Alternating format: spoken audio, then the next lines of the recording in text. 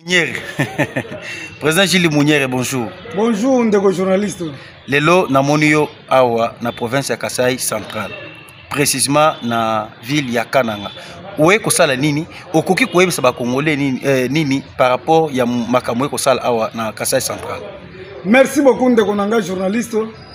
Biso tozaba communicateur ya investigation.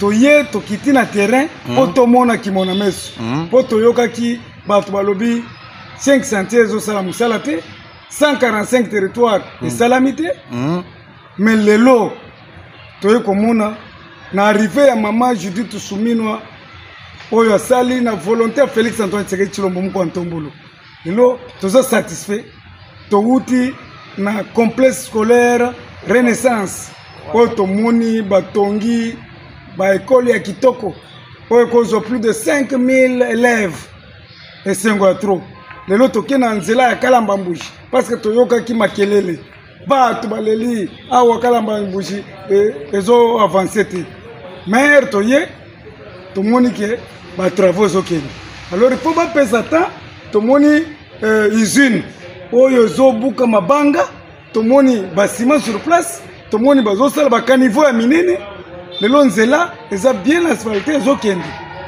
malembe tokokoma yango tolobi inspection ya mama oyo asali na mboka esepelisi bato nyonso tozosanga na bakanangeze na bakanange okay.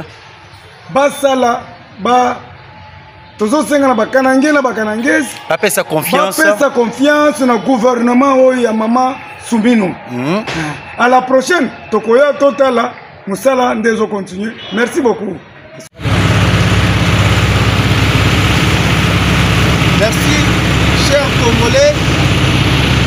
Balandi, il y a la chaîne, il y a Olivier les news sur télévision. Comme ça a été une promesse, ça vient d'être réalisé.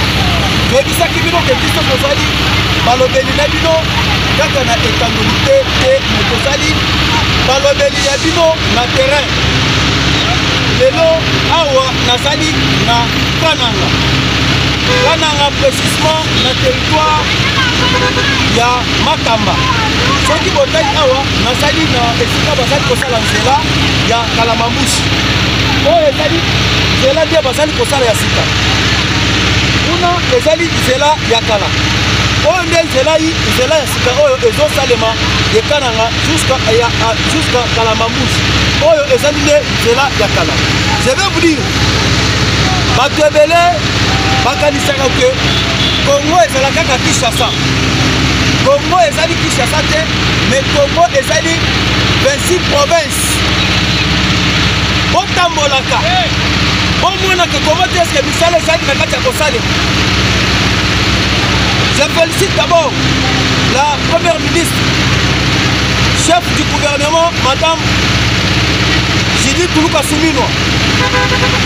Voilà qui c'est vraiment que vous êtes un véritable nationaliste. Olingi mboka na yo. Namoni otiki biro na Kinshasa, mais osali osouhaité koya kolandela misala ya otobengi Kalamba Mbushi.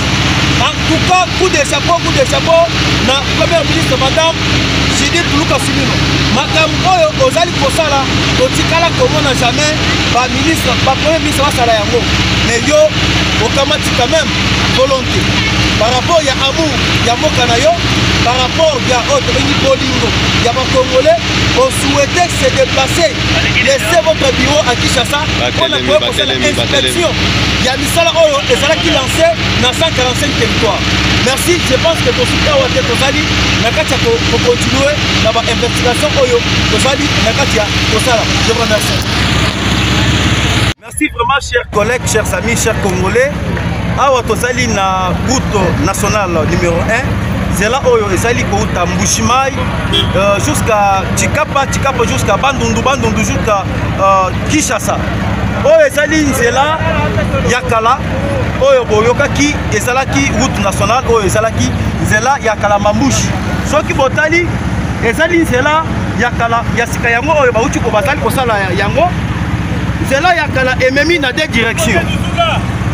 Direction ya liboso ekei jusqu'à Chikapa oyo direction ya mibale ekei jusqu'au na Kalamambushi bozali kotala bien parce que koto ezali nzela ya secteur Miao koto nzela ya Kazumba. Je vais d'abord dire aux Congolais misala ezali komona et nous avons vu encore la volonté de cette dame maman la première ministre Judith Tuluka Sumino motema ya or makamu ya boye tomona yango te depuis que Congo ebanda tomona yango te parce que la première ministre s'est donné pour se déplacer yemoko akita na terrain aye ko inspecter misala ayeba mbongo oyo ebimaki ya Kalamambushi ba détourner yango ou soit bazali kosala musala le long de bokoyeba vérité soki yo olie mbongo ya Kalamambushi papa na ngai yebela parce que mbongo ebimaki déjà nyonso et puis surtout on a besoin il y a ma première ministre oyo ba mesana toujours kokende na ba potote oyo ba mesana kosala ba voyage ya kende na Belgique na France to lingi yango te on a besoin il y a ma première ministre lokola maman Judith Tuluka Sumino aboyi makamu ya bureau climatique alobi ngai fona landela makamu na ba terrain omonaki akendaki na ba Congo asalaki na bandundu alongwe bandundu lelo azali na Kasai central esika tobane kobenga kalake luluabu esika oyo ezali epa ya mama Marthe abotami awo et tomoni premier ministre nyati makolo na ye awo pona kolandela misala ya Kalamambushi. En tout cas coup de chapeau et vous méritez maman la première ministre Judith Tuluka Sumino, je vous reviens.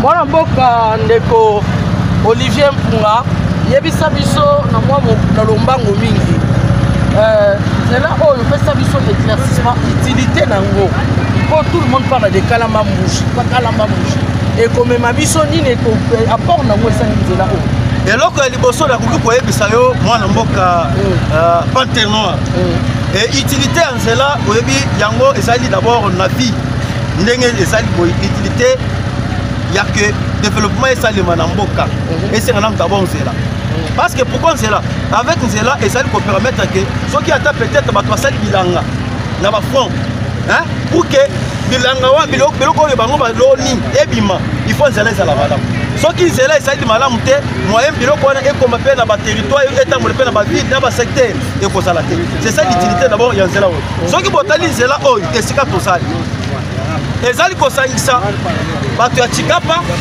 bato ya Kananga na bato ya Kalamambushi oyo tobengi frontière ya oyo tobengi ya Angola toza na frontière na Angola non nanu te frontière Angola ezali à quelques kilomètres OK awa ezali nzela oyo ezali ko pe ko uta Angola pe na c'est ça c'est-à-dire euti Angola et traverser Kasai central et koki ko uta pe côté ya Kalamambushi et traverser vers otobengi Chikapa c'est ça maintenant l'utilité et en plus soki omoni nzela oyo na utilité oyo basali kosalela yeba que ezali avantage ya tous les trois Kasai Kasai central Kasai oriental na Kasai donc point auto zali on te zo réunir ba Kasai nyonso dans la place haute Kasai local Kasai na Carrefour na Carrefour bon Chikapa boye Kalamambushi frontière ya Angola oyo boye te tobengi Kasai central tobengi ville ya Kananga.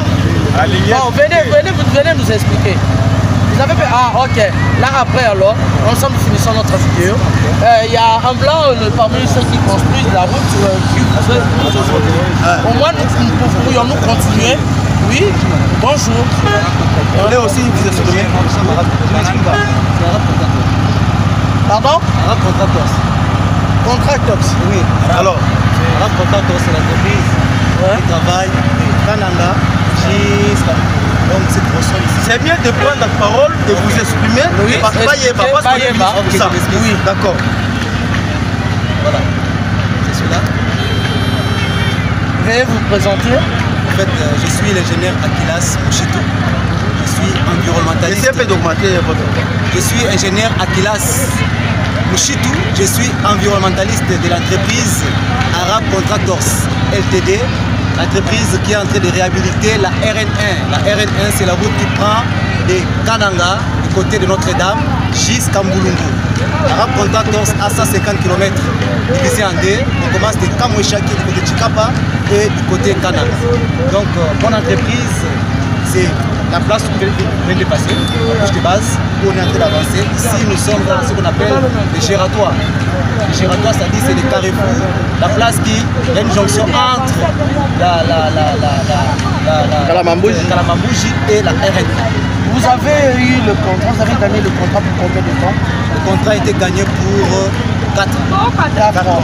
Pour relier seulement le deux routes principales. Exact.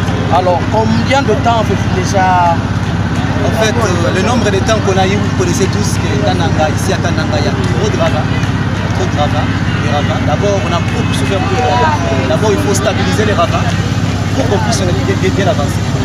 C'est ce problème qui fait retarder le travail. Exactement, c'était ça. Mais comme on a stabilisé, je pense qu'on a fait d'avancer. Ici, il nous reste seulement... Ce n'est pas un problème d'argent? Pas un problème d'argent. Ce n'est pas un problème d'argent. Donc tout est déjà résolu par le gouvernement? Tout est déjà résolu. Ok. Alors, qu'est-ce que vous diriez au peuple congolais qui vous suit partout dans le monde? Et un bon message au peuple congolais pour nous rassurer, nous, à propos de cette route principale. Exactement. Pour la RN1, j'aimerais dire au peuple kanangais et kanangaises, les Arab Contractors est ici pour revêtir et donner encore de l'espoir au peuple kanangais. Car cette route a des valeurs très économiques. Pourquoi? Et nous avons aussi des ponts à réhabiliter. Nous avons aussi notre chef de mission qui est en train de venir, qui est très éloquente. Il va aussi vous donner beaucoup de détails. Il s'appelle M. Osni, le chef de mission de Arab Contractors. Monsieur le chef de mission. Donc il a beaucoup d'éléments parce que... Oui, bonjour M. Osni. Bonjour. Vous êtes en direct de la télévision. Pourriez-vous nous expliquer ou expliquer au peuple congolais la durée qui a eu, ou bien la durée que vous avez eu à gagner ce contrat pour construire et lieu de déroute nationale? Bon, alors je me présente d'abord, Osni Sani, chef de la mission de contrôle TIPSA, en charge du contrôle et du suivi des travaux de réhabilitation de la RN1 de Bolongo à Kananga. Le projet s'étale sur 64 km, c'est un projet qui est financé par l'Union européenne avec une largeur de chaussée de 9 mètres et la construction de 2 ponts. Le premier pont, Louloua, d'une portée de 163 mètres qui est au PK 118 et le deuxième pont de Miaou qui est au PK 114 d'une portée de 61 mètres. Donc là actuellement on a pratiquement terminé tout ce qui est travaux de terrassement, on est à 95%. Les travaux de la couche de fondation aussi on a dépassé les 50%. Les travaux d'assainissement on a dépassé les 50%. Tout ce que vous avez vu là sur l'axe de la RN1, c'est la couche de base qui est faite. Dans le cadre du projet des travaux de réhabilitation de la RN1, actuellement on a fini pratiquement 21 km en couche de base et on va continuer vers le début du projet, vers Mbolongo. Et par la suite, bien sûr, il y aura tout ce qui est travaux de revêtement avec une couche de roulement en bibé 0,10. En parallèle, on va attaquer durant cette saison les 3 km du Pika 136 au PK 139, c'est-à-dire en allant vers Kananga, le centre-ville de Kananga vers le carrefour de Notre-Dame.